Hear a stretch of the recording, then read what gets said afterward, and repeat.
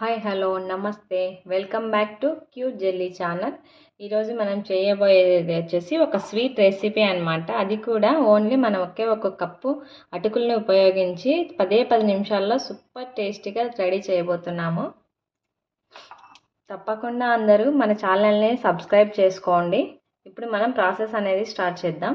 ఇందుకోసం ఈ sweet recipe కోసం ఒక కప్పు అటుకులు తీసుకుంటున్నాను నేను.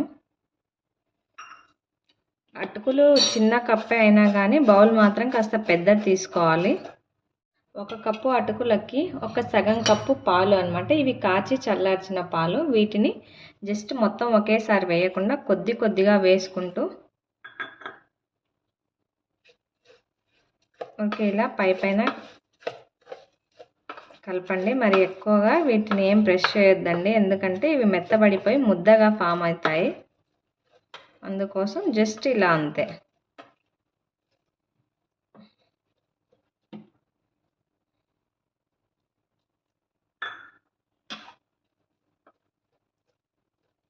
ఇలా పాలు వేసి కలుపుకున్నాం కదా. ఈ అటుకులకు వచ్చేసి వీటిని ఇప్పుడు మనకు పాలు వేసి కలిపాం కదా, ఈ విధంగా వీటిని మనం పక్కన పెట్టుకోవాలి. జస్ట్ ఈ పాల వల్లనే మనకి అటుకులు అనేవి మెత్తబడతాయి అన్నమాట. వీటిని పక్కకు పెట్టి ఇప్పుడు మనం స్టవ్ ఆన్ చేసుకుందాం.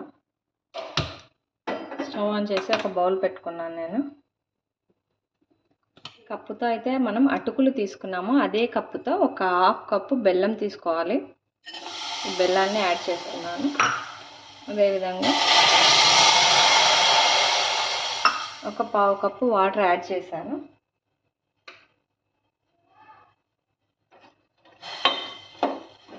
మనకు జస్ట్ బెల్లం అనేది కరగాలి అంతే. ఈ వాటర్లో మనకి ఎటువంటి పాకం రావాల్సిన అవసరం లేదు.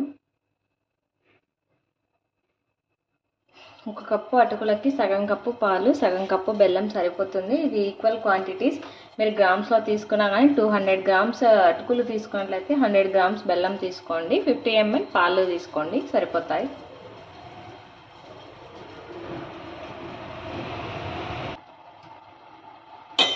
ఇప్పుడు మనకు బెల్లం కరిగిపోయింది కదా. ఈ బెల్లం వాటర్ని మనం పక్కన పెట్టేసుకోవాలి. ఇప్పుడు వేరొక ప్యాన్ పెట్టుకోవాలి.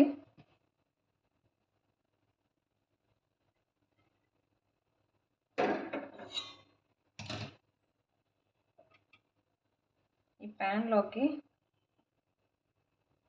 2 టేబుల్ స్పూన్ నెయ్యి యాడ్ చేస్తున్నాను.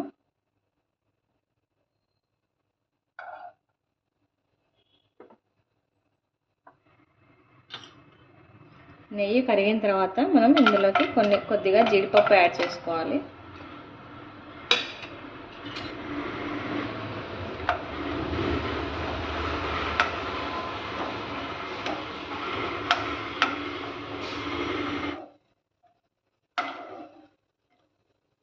జీడిపప్పు కాస్త ఫ్రై అయిన తర్వాత మనం కిస్మిస్ని కూడా యాడ్ చేసుకోవాలి.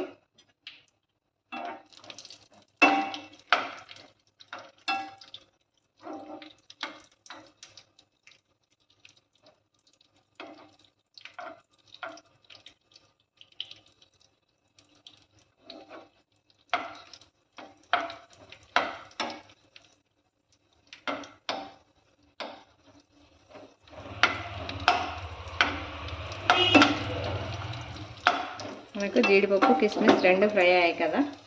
వీటిని నెయ్యితో సహా డైరెక్ట్గా ఇలా ఒక బౌల్లోకి తీసుకోవాలి. నెయ్యిని కూడా డ్రాప్ చేసేసుకోవాలి. ఓన్లీ ప్యాన్ మాత్రమే పెట్టుకోవాలి. ఇప్పుడు ఈ ప్యాన్లోకి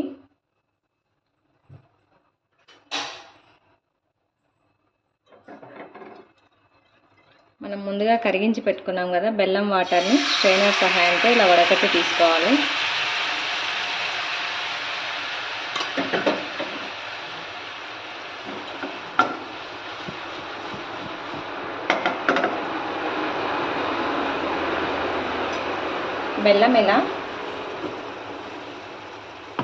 బెల్లం ఈ విధంగా బాగా మనకి నురగలాగా ఫామ్ అయినప్పుడు ఇందులోకి ఒక టేబుల్ స్పూన్ ఎండు కొబ్బరి తురుము తీసుకోవాలి. తురిమినదైనా తీసుకోండి, లేదా మీ ఇష్టం. మనం మామూలుగా జనరల్గా కర్రీస్లోకి అలా మిక్సీ పట్టి పెట్టుకుంటాం కదా, దాన్నైనా సరే తీసుకోండి. ఒక టేబుల్ స్పూన్ ఎండు కొబ్బరి పొడి వేసి ఇలా బాగా మిక్స్ చేసుకోవాలి. ఇందులోకి మనం పాలు వేసి తడిపి పెట్టుకున్నాం కదా, ఈ అటుకులను కూడా యాడ్ చేసుకోవాలి. చూడండి, మనం ఎక్కువగా ప్రెస్ చేయలేదు కాబట్టి మనకు అటుకులు ఇంకా పొడి పొడిలాడుతున్నాయి, లేదంటే ముద్దగా ఫామ్ అయిపోతాయి. అంత టేస్టీగా ఉండదన్నమాట స్వీట్ అనేది. ఈ అటుకుల్ని కూడా ఈ విధంగా బెల్లంలో వేసి కలుపుకోవాలి.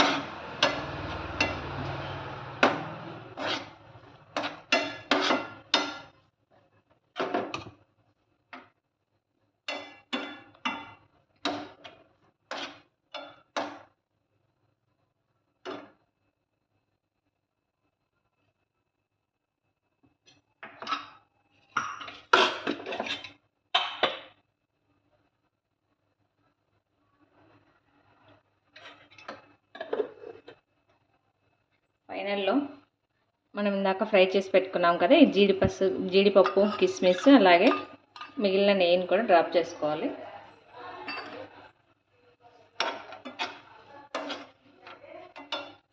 ఈ విధంగా బాగా మనం అన్నింటినీ ఒకసారి మిక్స్ చేసుకోవాలి. అన్నీ వేసిన తర్వాత ఒక 2 మినిట్స్ మగ్గనిచ్చి మనం మంటను ఆర్పేసుకోవాలి. అంతే అండి, ఎంతో టేస్టీ అయిన అటుకుల పాయసం అనేది రెడీ అయిపోయింది. నోట్లో వేసుకోగానే కరిగిపోతుంది, అంత సాఫ్ట్గా సూపర్ టేస్టీగా ఉంటుంది. అదేవిధంగా మనం కృష్ణాష్టమి రోజు కూడా కృష్ణుడికి నైవేద్యంగా పెడతాం కదా, ఈ అటుకుల పాయసం అనేది ఎంతో ఇష్టం కదా కృష్ణాష్టమికి. ప్రతి ఒక్కరూ తప్పకుండా చేసే స్వీట్ రెసిపీ. అంతేకాకుండా చాలా సింపుల్గా కేవలం 10 నిమిషాల్లో మన ఇంట్లో దీన్ని రెడీ చేసుకోవచ్చు. అందరూ చాలా లైక్ చేస్తారు, పిల్లలు అయితే చాలా ఇష్టంగా తింటారండి. చాలా సింపుల్ ప్రాసెస్, తప్పకుండా అందరూ ట్రై చేయండి. రెసిపీ కనుక మీకు నచ్చినట్లయితే లైక్ చేయండి, షేర్ చేయండి, తప్పకుండా అందరూ సబ్స్క్రైబ్ చేయండి. Thanks for watching.